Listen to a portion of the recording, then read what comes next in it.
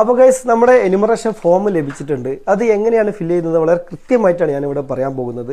ഇന്ന് നിരവധി വാട്സപ്പ് മെസ്സേജുകളും മറ്റു മീഡിയകളിലും വളരെ ഫേക്കായിട്ടുള്ള കാര്യങ്ങൾ പ്രചരിപ്പിച്ചുകൊണ്ടിരിക്കുന്നുണ്ട്. അപ്പോൾ അതൊന്നും നമ്മൾ വിശ്വസിക്കരുത്. വളരെ കൃത്യമായിട്ട് വളരെ ആധികാരികമായിട്ട് ഞാനിവിടെ ഈ ഫോം എങ്ങനെയാണ് ഫില്ല് ചെയ്യുന്നതെന്ന് വളരെ കൃത്യമായിട്ട് ഞാൻ പറഞ്ഞുതരാം. അപ്പോൾ എല്ലാവരും ഒന്ന് ഇത് കാണുക, അതുപോലെ മറ്റുള്ളവർക്ക് ഷെയർ ചെയ്ത് കൊടുക്കുക. ഓക്കെ, അപ്പോൾ നമുക്ക് ആദ്യമായിട്ട് വേണ്ടത് ജനനത്തീയതിയാണ്. ജനനത്തീയതി നമ്മൾ ആധാർ കാർഡിൽ ജനനത്തീയതി ഉണ്ടാവും, അത് എഴുതുക. ഇനി ആധാർ കാർഡിൽ ജനനത്തീയതി അല്ലെങ്കിൽ മറ്റേതെങ്കിലും രേഖയിൽ ജനനത്തീയതി ഉണ്ടാവും, അത് എഴുതുക. അതായത് നമ്മൾ ഡേറ്റ്, മാസം, വർഷം അങ്ങനെ കറക്റ്റായിട്ട് തന്നെ എഴുതണം. പിന്നെ ഉള്ളത് ആധാർ നമ്പറാണ്. ആധാർ നമ്പർ നമ്മൾ കറക്റ്റ് എഴുതിയിട്ട് നോക്കിയിട്ട് ഇവിടെ എഴുതുക. പിന്നെ ഉള്ളത് മൊബൈൽ നമ്പർ, നമ്മളെ ഇപ്പോൾ വിളിച്ചാൽ കിട്ടുന്ന നമ്പറാണ് നമ്മൾ എഴുതേണ്ടത്. പിന്നെ പിതാവിൻ്റെ അല്ലെങ്കിൽ രക്ഷിതാവിൻ്റെ പേര്, അതായത് നമ്മളെ പിതാവിൻ്റെ പേര് തന്നെ ആണ് ഇവിടെ എഴുതേണ്ടത്. പിന്നെ പിതാവിൻ്റെ രക്ഷിതാവിൻ്റെ എപ്പിക് നമ്പർ ലഭ്യം. എപ്പിക് നമ്പർ എന്ന് പറഞ്ഞാൽ നമ്മുടെ ഐഡൻറ്റിറ്റി കാർഡിൽ ഈ കാണുന്ന നമ്പറാണ്. ഇത് ഇല്ലെങ്കിൽ പിന്നെ നമുക്ക് എഴുതേണ്ട ആവശ്യമില്ല, ലഭ്യമെങ്കിൽ മാത്രം എഴുതിയാൽ മതി. ഇനി KL വെച്ച് തുടങ്ങുന്ന, ഇതിപ്പോൾ തുടങ്ങുന്നത് ZVT എന്നാണ്. KL വെച്ച് തുടങ്ങുന്ന നമ്പറാണെങ്കിൽ എഴുതേണ്ട ആവശ്യമില്ല, അത് പഴയ നമ്പറാണ്, അത് നിലവിൽ ക്യാൻസൽ ആയിട്ടുണ്ട്. പിന്നുള്ളത് മാതാവിൻ്റെ പേര്, ഉമ്മാൻ്റെ പേര് എഴുതുക. മാതാവിൻ്റെ എപ്പിക് നമ്പർ ലഭ്യം, അതേപോലെ ID കാർഡ് നമ്പർ ലഭ്യമെങ്കിൽ അത് എഴുതുക. പിന്നെ പങ്കാളിയുടെ പേര്, ഇപ്പോൾ ഭർത്താവാണ് ഭർത്താവിൻ്റെ ഫോമാണെങ്കിൽ പങ്കാളിയുടെ പേര്, ഭാര്യയുടെ പേര് എഴുതുക. അതുപോലെ ഭാര്യയുടെ എപ്പിക് നമ്പർ. ഇനി ഇത് ഭാര്യയാണെങ്കിൽ ഭർത്താവിൻ്റെ പേര് എഴുതുക, ഭർത്താവിൻ്റെ എപ്പിക് നമ്പർ ലഭ്യമെങ്കിൽ എഴുതുക. പിന്നെ ഉള്ളത് 2002 നമ്മൾ വോട്ട് ചെയ്തിട്ടുണ്ടോ ഇല്ലയോ എന്നുള്ളത് തന്നെയാണ്. 2002 സ്വാഭാവികമായിട്ടും നമുക്ക് 18 വയസ്സായിട്ടില്ല, അതുകൊണ്ട് നമ്മൾ ഇത് ഫില്ല് ചെയ്യേണ്ടതില്ല.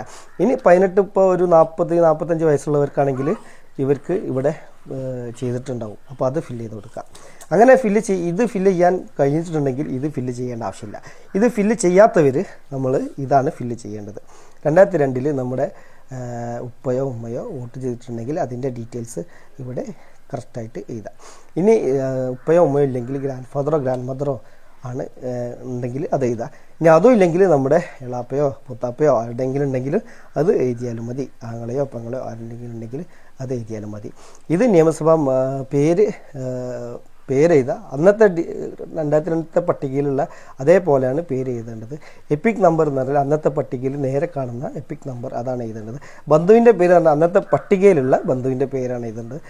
ബന്ധം എന്ന് പറഞ്ഞാൽ അന്നത്തെ പട്ടികയിലുള്ള പി എന്നുണ്ടെങ്കിൽ പിതാവ്, ഭ എന്നുണ്ടെങ്കിൽ ഭർത്താവ് അല്ലെങ്കിൽ ഭാര്യ, അതാണ് എഴുതേണ്ടത്. ജില്ല മലപ്പുറം ആണെങ്കിൽ മലപ്പുറം, നിങ്ങൾ ഏത് ജില്ലയാണെങ്കിൽ എഴുതുക. സംസ്ഥാനം കേരളം.